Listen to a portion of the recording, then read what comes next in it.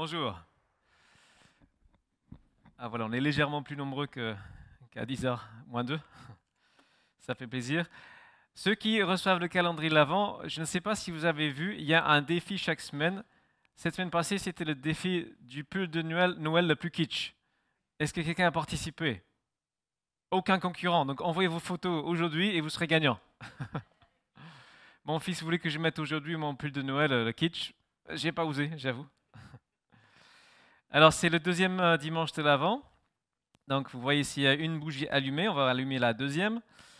Euh, donc ces bougies représentent l'espérance. Et en ce moment, on a bien besoin, hein, il y a une sorte de morosité générale et une tristesse avec ce que nous vivons. Donc nous avons bien besoin d'espérance. Et pour allumer cette deuxième bougie, je vais lire un texte qui vient de 2 Pierre chapitre 1, verset 19, qui dit « De plus », on va faire deux choses en même temps, je ne suis pas très doué. Voilà. De plus, nous tenons pour d'autant plus certaine la parole des prophètes et vous faites bien de vous y attacher, car elle est comme une lampe qui brille dans un lieu obscur jusqu'à ce que le jour paraisse et que l'étoile du matin se lève pour illuminer votre cœur. L'étoile du matin, dans la Bible, c'est Jésus. Bien, alors, ce dimanche, nous sommes dans une petite série sur l'espérance. La semaine dernière, c'était l'espérance et la déception. Aujourd'hui, l'espérance partagée. Donc, je vais résumer rapidement le message de dimanche passé. La vie présente va souvent nous décevoir parce que nous vivons dans l'imperfection, dans l'incomplétude. Nous avons pourtant en nous une inspiration vers la perfection, vers la complétude, si on peut dire. Et relationnellement, nous nous décevons presque toujours les uns les autres à un moment donné. Lorsque Jésus est venu, il a instauré, inauguré, commencé le royaume de Dieu, le règne de Dieu sur terre. Et là, on est en train de vivre juste la première partie, l'apéritif, je disais la semaine dernière. La pleine manifestation, le plat principal n'est pas encore là, mais elle vient. Elle vient lorsqu'il reviendra. Et donc, on a pas mal médité la parole qui dit, dans la Bible, de mettre toute notre espérance dans la grâce qui nous sera accordée lors de la venue de Jésus-Christ, la deuxième venue. Et là, donc, on est appelé à espérer, vraiment, mettre tout notre espoir dans ce festin de grâce, d'amour, de joie qu'il y aura ce jour-là. Notre espérance se fonde sur un événement historique qui, lorsqu'on le scrute de près, résiste vraiment au regard critique. Cet événement, c'est la résurrection. La résurrection de Jésus-Christ est quelque chose de fermement établi. Donc, nous avons l'espérance, on est appelé à fonder notre vie sur cette espérance, mais est-ce que ça veut dire qu'on doit juste attendre, les bras croisés? Ok, Jésus revient, allez, dépêche-toi. Bien sûr que non. En attendant, nous avons une tâche, et on peut résumer cette tâche comme l'obligation de tenir bien allumée et bien vivante deux flammes. La première, c'est la flamme de notre amour pour Dieu, et l'autre, c'est la flamme d'amour pour notre prochain. Je pense que vous connaissez ces textes. La flamme d'amour pour notre prochain nous pousse à faire tout ce que nous pouvons pour communiquer à d'autres l'espérance que nous avons reçue. Jésus est interrogé sur... Ah voilà, la deuxième image préparée par l'équipe, on verra tout à l'heure la référence. Jésus dit, le premier commandement est le suivant, tu aimeras le Seigneur ton Dieu de tout ton cœur, de toute ton âme et de toute ta pensée. Et le deuxième, le second, tu aimeras ton prochain comme toi-même. Et à la fin de notre vie, lorsque Dieu va évaluer, juger notre vie, la base, ce sera l'amour. L'amour que nous aurons eu pour lui et pour notre prochain, tout simplement. Donc, comment est-ce qu'on peut faire? Il n'y a pas très longtemps, avec les leaders des cellules, nous avons eu une rencontre par Zoom avec un invité qui est Roberto Botrel, d'une église à l'origine au Brésil, habitant en Espagne. Et au début de la pandémie, dans son église au Brésil, les responsables se demandaient, mais comment est-ce qu'on peut faire en pleine pandémie pour rayonner en tant qu'Église, pour apporter lumière, espoir à d'autres personnes? Ils ont prié ensemble, ils ont imaginé quelque chose. Alors, je ne vais pas tout de suite raconter ce qu'eux, ils ont imaginé, mais ils ont eu une sorte d'image. Imaginez que vous saviez qu'en janvier 2020, alors que le virus commence tout juste à se répandre, que les autorités chinoises détenaient déjà un vaccin 100% performant. Quelle serait votre réaction? Sachant que ça aurait évité des centaines de milliers de morts, toute cette catastrophe économique et sociale que nous connaissons, mais imaginez qu'ils n'avaient rien dit. Ils avaient gardé ça pour eux. Certainement, vous serez très fâchés, très en colère contre le gouvernement chinois. Dégoûtés. Alors, imaginez qu'il y avait un virus plus terrible que le coronavirus. Je ne sais pas quel pourcentage de morts qu'il fait, ce n'est pas énorme. Mais un virus qui fait 100% de morts chez les victimes contaminées. Aucun remède n'est connu. Mais toi, tu connais le remède. Tu connais le remède. Mais tu ne le dis à personne. C'est un peu notre situation. Il y a un virus qui tue tout le monde, qui s'appelle le péché. La Bible dit le salaire du péché, c'est la mort. C'est un virus mortel, totalement mortel. Il n'y a aucun remède humain qui fonctionne contre ce mal, ce fléau terrible, mais Jésus-Christ est venu nous apporter le remède. Par sa vie, cette vie qui maintenant est en nous, qui croyons en lui. Et il nous a confié cette tâche de distribuer ce remède. C'est notre rôle premier. Évidemment, ce n'est pas si facile que ça. On rencontre plusieurs difficultés. Premièrement, la majorité des personnes, bien sûr, ne croient pas à notre remède. Comme il y a des gens qui sont sceptiques, avec ou sans raison, je ne sais pas, vis-à-vis des vaccins. Ça ne marche pas, voilà. Et encore pire, la majorité des gens ne pensent pas être malades. Donc, proposer un remède à quelqu'un qui ne se croit pas malade, ça ne va pas marcher. Bien sûr, les gens reconnaissent pour la plupart l'existence du mal, mais ils ne lient pas forcément ça à leur propre vie, leur propre situation, et c'est toujours la faute aux autres. Et pour la majorité des gens, ce que nous appelons les chrétiens le péché, qui est un fléau, un virus, pour les gens, pour la plupart, c'est comme ça, c'est normal. Et nous, les chrétiens, on dit non, ce n'est pas normal. Ce n'est pas la situation normale, nous sommes en révolte contre ça. Les gens de plus en plus relativisent les choses et essaient d'effacer toute distinction entre le bien et le mal. Alors vous allez quand même remarquer que ça ne va jamais jusqu'au bout. Parce que je ne connais personne qui dira oui, vous pouvez violer mon enfant. Il y a comme des limites à ce qui est bien et mal. On va tous dire ça c'est mal. Tout le monde va reconnaître qu'il y a des règles éthiques qui sont au-dessus de notre relativisme. Donc, nous sommes dans cette situation et je me pose la question à moi, comme à nous tous ce matin, pourquoi est-ce que nous n'agissons pas davantage?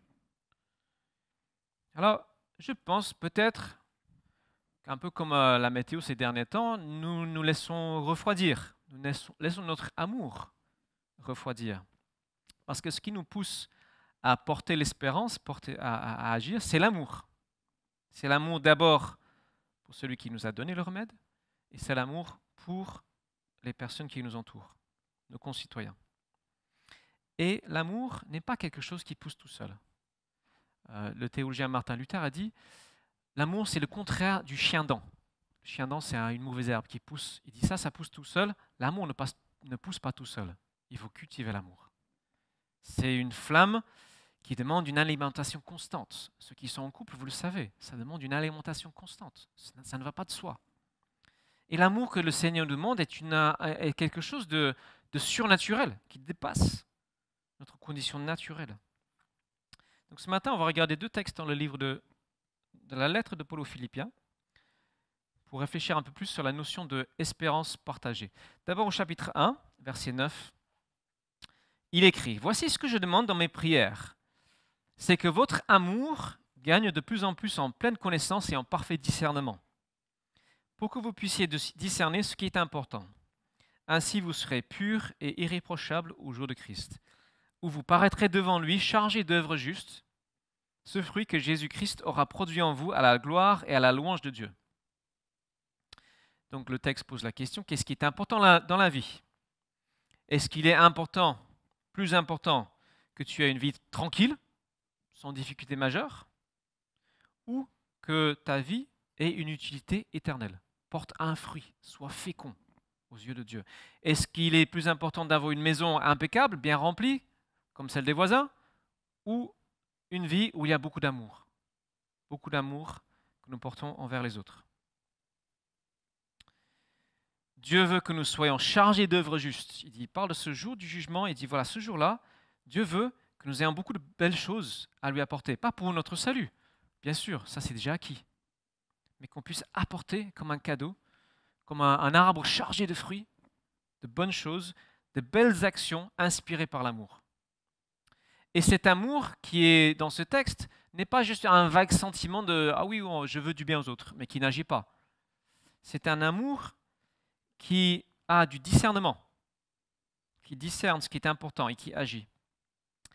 Parce que les gens ont des tas de besoins. Tout le monde a des tas de besoins. Et ce n'est pas toujours simple de reconnaître quel est le besoin le plus important. On peut essayer de répondre à certains, pas à tous, à certains, mais quel est le besoin le plus important? Il me semble que le besoin le plus important de l'être humain, c'est le besoin de sens, d'utilité profonde, d'appartenance, d'espérance. Et toutes ces choses-là, je ne sais pas vous, mais moi je les ai trouvées en Jésus.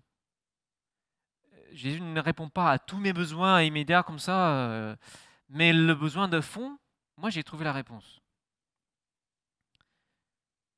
Donc, une conséquence de l'amour qui discerne, c'est cette volonté de partager l'espérance. Et on va aller un peu plus loin au chapitre 2 de cette lettre aux Philippiens, où Paul écrit « Mes chers amis, vous avez toujours été obéissants, faites donc fructifier votre salut, avec toute la crainte qui s'impose, non seulement quand je suis présent, mais bien plus maintenant que je suis absent.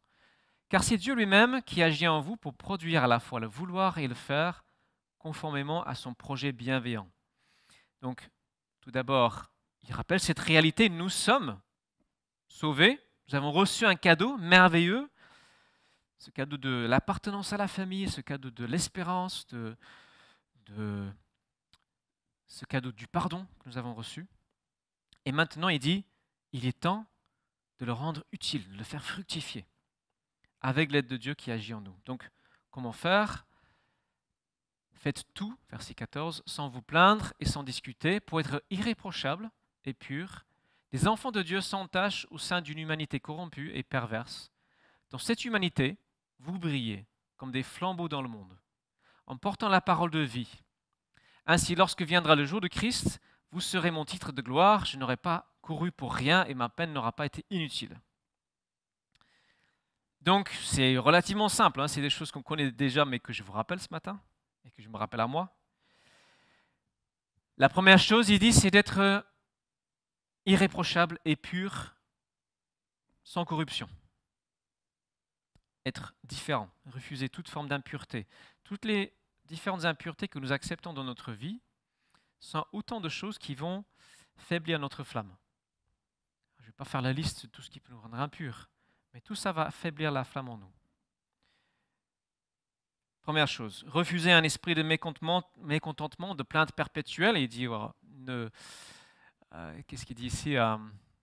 Sans vous plaindre, sans discuter, voilà, sans être les champions des râleurs champions, avoir un état d'esprit différent, et puis porter cette parole de vie comme un flambeau.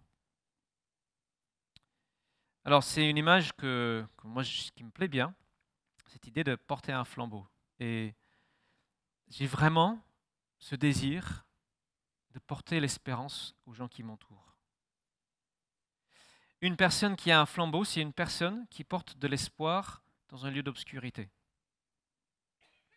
Ce n'est pas la personne elle-même qui est la lumière, c'est la lumière qui est la lumière. Et ce que je porte, ce que vous portez, c'est ce qu'on appelle la bonne nouvelle. Ce n'est pas vous-même qui êtes l'espérance, c'est la bonne nouvelle qui est la lumière. Cette bonne nouvelle que nous, bien sûr, nous devons incarner au mieux. Cette bonne nouvelle que Dieu a manifesté son amour envers nous en Jésus-Christ. Nous sommes bénéficiaires, nous sommes libérés du mal, nous sommes rachetés, nous avons un avenir et une espérance. L'espérance de cette vie réelle, éternelle, pleine, la plénitude qui nous attend, au-delà de la mort. Et tout cela, c'est dans la perspective du jour de Christ. Encore une fois, Paul regarde toujours, voilà, la finalité, le jour de Christ, où tout sera révélé, tout sera mis à jour, tout sera dans la lumière, lorsque Jésus-Christ reviendra distribuer des prix, des récompenses, des couronnes, lorsque notre vie sera évaluée. J'ai un ami qui dit, nous sommes appelés à être phosphorescents. Vous connaissez le mot phosphorescent? Ça veut dire porteur de lumière.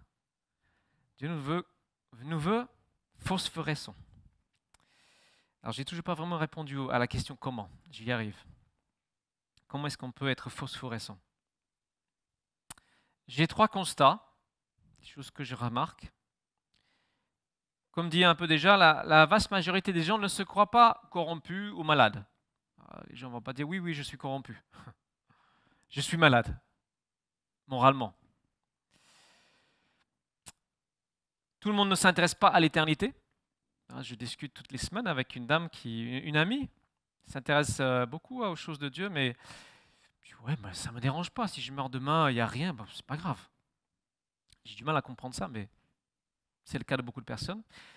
Et troisièmement, tout le monde veut être aimé. Il me semble. Et donc, il me semble qu'il vaut mieux commencer par ce troisième point, où on est tous d'accord.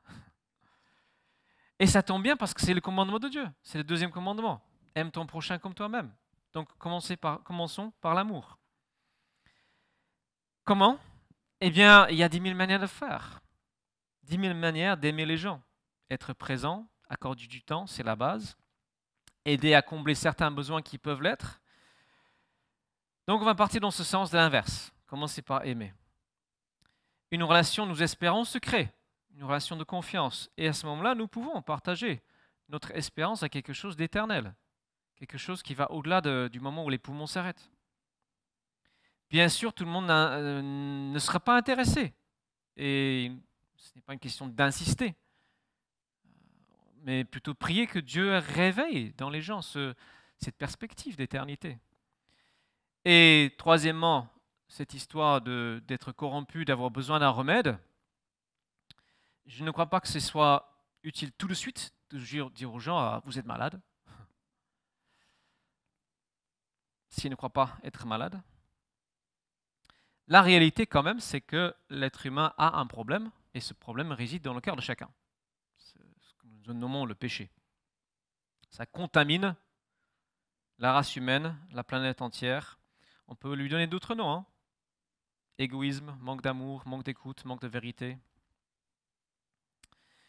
Donc, pas convaincu qu'il faille dire tout de suite « tu as un problème avec le péché dans ta vie », peut-être, mais il me semble que ce serait plus intéressant que les gens nous voient réellement aimés, c'est un début des cellules, hein, qui sont en contact avec des gens, des croyants, qui voient, sont vrais, authentiques, humbles, généreux, dévoués, serviables,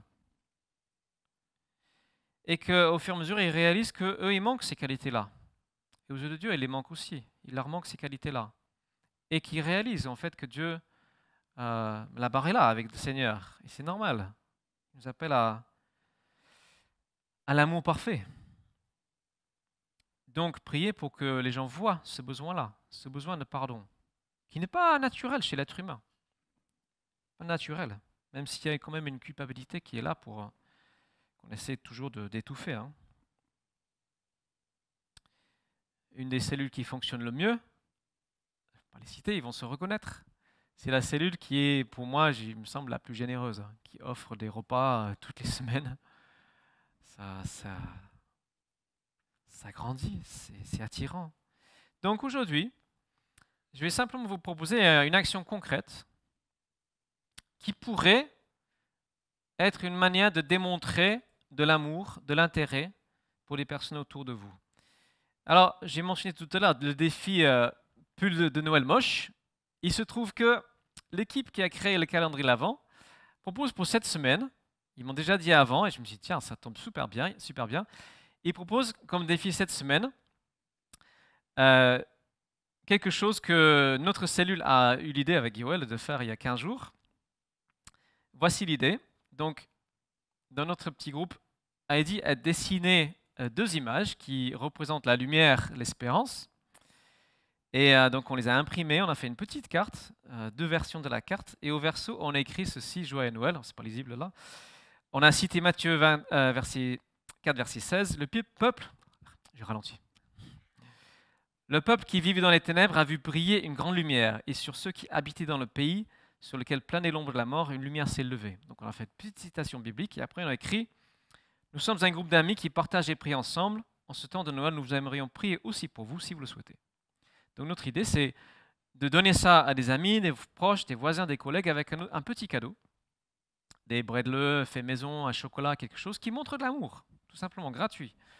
Alors pour la petite histoire, la semaine dernière, il y avait l'atelier bredleux avec les enfants.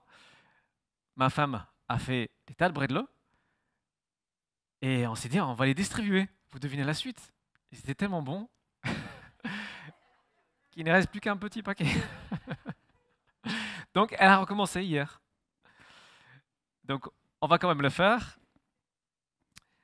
Donc, du coup, j'ai acheté du chocolat pour remplacer les bredleux mangés. Là, elle a fait des menneleux. On est dans le thème je crois que c'est lié au Saint-Nicolas, hein, les menneleux, ouais. Les vrais Alsaciens, vous me confirmez. Hein. Donc, on est dans les traditions de Noël ici. Donc, je suis passé hier chez 4 voisins différents ici dans la rue, avec la petite carte, avec un chocolat. J'étais avec mon fils pour juste déposer éventuellement dans la boîte aux lettres. J'ai quand même sonné. Et au final, ça a mis du temps parce que j'ai passé 1 heure et demie à juste discuter sur le pas de la porte avec 4 personnes. Mon fils voulait à tout prix rentrer. On n'a pas encore le, le droit. Mais aussi, juste mettre dans la boîte aux lettres, c'est bien. C'est une bénédiction. Nous sommes appelés à être en bénédiction, les amis. Et en faisant cela, quelque chose de similaire, nous ouvrons une porte possible pour une bénédiction de Dieu dans la vie des gens, en proposant la prière, proposant quelque chose que, voilà, peut-être qu'ils ne vont pas se sentir concernés, mais ce n'est pas grave. On propose une porte, on ouvre une porte. Il y a une personne hier, une dame que je connais déjà pas mal, il m'est déjà revu par le passé de prier pour elle. Et là, hier, j'ai dit, est-ce que je peux prier? Et elle m'a fait un petit sourire. Oui, en gros, elle dit, tu peux, ça ne sert à rien, mais tu peux. J'ai quand même prié. Je ne crois pas que ça sert à rien. Donc, si ce n'est pas ça qui vous parle, je vous encourage, je vous exhorte, je vous encourage, je vous supplie, pensez à autre chose. Mettez-vous devant Dieu, demandez à Dieu, qu'est-ce que je peux faire pour montrer de l'amour à mes prochains? Sérieusement, qu'est-ce que je peux faire? Oui, on n'a pas envie en ce moment, oui, on veut tous s'enfermer, oui, c'est difficile, mais nous sommes appelés à être à contre-courant de tout ça, être des porteurs d'espérance. Donc, je vais vous parler de quelques résistances que nous aurons forcément à de telles idées. Moi, j'en ai. Je sais que vous en avez aussi. Il y a un phénomène d'inertie, de paresse et de repli qui est d'abord à vaincre. Pas facile de prendre des initiatives. Et en ce moment, je sais que pour beaucoup, on est dans une sorte de repli sur soi. Je comprends, voilà, c'est un peu obligé. Surtout pour ceux qui sont seuls, c'est encore plus difficile. Certains sont dans une sorte de cocooning familial, petite bulle de protection. Et donc, il y a cette inertie, peut-être qu'on peut le qualifier de paresse, à vaincre. Se dire, oui, ça vaut le coup, je peux faire une différence, le Seigneur peut m'utiliser moi aussi, par un petit moyen simple, il peut m'utiliser. Oui, je veux participer à une belle action. Je ne sais pas les conséquences, mais je laisse au Seigneur. Peut-être qu'on doit vaincre la peur du rejet. On se dit, mais mince, peut-être que mon cadeau ne sera pas accepté, peut-être que la personne ne va pas être contente, que je propose la prière, ça va fâcher la personne, etc. Récemment, il y a 15 jours, on a médité ce verset dans 1 Jean 4, verset 18, qui dit « Dans l'amour, il n'y a pas de place pour la crainte. Car l'amour parvenu à une pleine maturité, ou l'amour perfectionné, chasse toute crainte. » Alors c'est un texte qui parle en premier de l'amour que nous avons pour Dieu, que nous recevons de lui, que nous lui rendons. Mais je crois qu'il s'applique également à nos relations. au niveau horizontal, c'est-à-dire que plus nous avons de l'amour en nous, moins nous aurons de crainte. C'est comme un vase qui se remplit, plus il y a d'amour, plus ça déplace la crainte. Au tout début de ma conversion, quand j'avais 20 ans, j'étais tellement rempli de cet amour que le Seigneur m'avait donné, j'avais tellement envie de partager ça, je faisais des choses, je dirais pas folles, mais quand même, il m'est arrivé d'aller dans une commerce et de dire à la personne juste comme ça, est-ce que vous savez que Dieu vous aime? Je ne le fais pas aujourd'hui. C'est peut-être pas la meilleure approche, mais en tout cas, l'amour m'a poussé à agir. Et plus je suis rempli de l'amour de Dieu, pour les autres, plus je vais pas écouter la crainte. Même si, effectivement, il y a toujours un petit peu. Il y a des gens qui sont plus craintifs que d'autres, qui commencent plus bas que d'autres. Des gens qui sont très extravertis, etc. Bien sûr, c'est plus facile pour eux. Mais peut-être que c'est une mesure de notre amour pour le Seigneur. Plus je laisse la place à la crainte, moi, finalement, peut-être que je manque d'amour pour le Seigneur, pour les autres. L'amour véritable ne doit pas regarder les résultats. C'est-à-dire, l'amour véritable pour mon prochain ne doit pas dépendre de sa réaction, de son approbation. L'amour qui ressemble à l'amour de Dieu est un amour qui se donne et qui ne regarde pas est-ce que je vais recevoir quelque chose en retour. Alors je vous avoue quand même qu'il y a lorsque je suis parti, même si je devais aussi vaincre une certaine résistance interne, ça m'a fait beaucoup de bien. Je n'ai pas passé une semaine très, très agréable. Des difficultés, des soucis dans l'église, il y a des personnes qui ne vont pas bien, des situations parfois un peu délicates. Donc, j'étais pas du tout dans une joie. Mais j'ai aussi reçu beaucoup d'amour de la part des personnes que j'ai contactées. Elles étaient contentes, ça leur a fait du bien, et elles m'ont rendu quelque chose en fait, que je ne cherchais pas forcément. Dernier petit obstacle peut-être à vaincre, ce serait la peur de ne pas assumer, la peur de devoir prendre les problèmes des autres sur nous. Ça peut être une crainte. Quand on va vers les autres, ils peuvent nous charger de leurs problèmes. Et si on propose la prière, on peut aussi craindre, peut-être si je prie, Dieu ne répondra pas. Peut-être que la personne va croire que je ne suis pas un bon croyant parce que j'ai prié mais il ne s'est rien passé. On peut lutter avec toutes ces peurs-là. Je n'ai pas vraiment de réponse à cette question, juste dire qui ne tente rien à rien. Quelqu'un de notre cellule nous a dit hier, les seuls qui ne cassent pas la vaisselle, c'est ceux qui ne font pas la vaisselle. Donc si tu n'essaies pas, tu n'auras rien, mais tu n'auras rien fait, tu n'auras rien accompli. Donc essaye. Essaye. Élargis tes horizons. Ose aimer. Faites confiance à Dieu pour les résultats. Comme dit, ça c'est mon défi que je vous propose, et l'équipe calendrier d'avant aussi propose le même défi. Je vous encourage cette semaine à relever ce défi. Si ce n'est pas ça, je vous encourage à réfléchir dans la prière. Ok, que puis-je faire pour incarner l'amour de Jésus qui est gratuit, qui vient vers nous, qui se manifeste, qui toque à la porte? Comment puis-je le faire? Et je pense que vous allez voir, ça va aussi vous faire du bien. Conclusion. Pas encore. Comme dit, la question que Dieu va nous poser à la fin de notre vie, à nous tous, je suis convaincu, est la suivante. Comment as-tu aimé? Comment as-tu aimé? Et je suis extrêmement conscient, en vous posant cette question, que moi-même, je peux beaucoup grandir. Beaucoup, beaucoup grandir. Je peux aimer les gens plus, avec plus d'intelligence, plus de discernement, plus de vérité, plus de dévouement. Dans l'échelle d'évaluation de Dieu, ce n'est pas votre réussite professionnelle ou sociale qui va compter. Ça va compter pour que dalle. Excusez-moi pour le terme pas très poli. Ça ne comptera pas du tout. Bon, non pas que Dieu veut qu'on soit paresseux, bien sûr, hein, on peut réussir, il n'y a pas de souci. Mais l'échelle d'évaluation de Dieu, c'est l'amour. La manière dont nous aurons aimé. Donc, moi, toi, nous pouvons grandir en amour. N'est-ce pas? Si vous me connaissez, vous savez que c'est vrai. Donc, petite interpellation, dernière interpellation. Quel pourcentage de notre temps de prière est-ce que nous passons à demander à Dieu des bénédictions pour nous? Et quel pourcentage est-ce que nous passons à demander que Dieu bénisse ceux qui ne le connaissent pas encore, qui ne sont pas encore entrés dans les débuts de sa bénédiction? C'est une bonne question à se poser. Et enfin, si Dieu nous enlevait tout de suite de l'histoire humaine, si tous ceux qui sont ici, ceux qui regardent la vidéo, si pouf, vous disparaissiez demain, quelle différence est-ce que ça ferait dans le monde? Est-ce que les gens remarqueraient? Eh bien, il manque les chrétiens, ceux qui apportent vraiment concrètement l'amour solide à notre vie, à notre communauté. Quelle différence ça ferait? J'invite l'équipe de louange à revenir. On va terminer en ranimant encore la flamme de notre amour, parce que c'est ça la clé. C'est l'amour que nous entretenons dans notre cœur pour le Seigneur, l'amour que nous osons donner aux autres.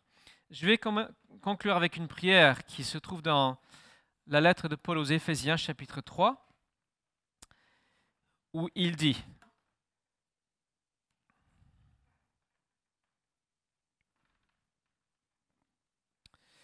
c'est pourquoi je me mets à genoux devant le Père, de qui dépendent comme d'un modèle toutes les familles des cieux et de la terre.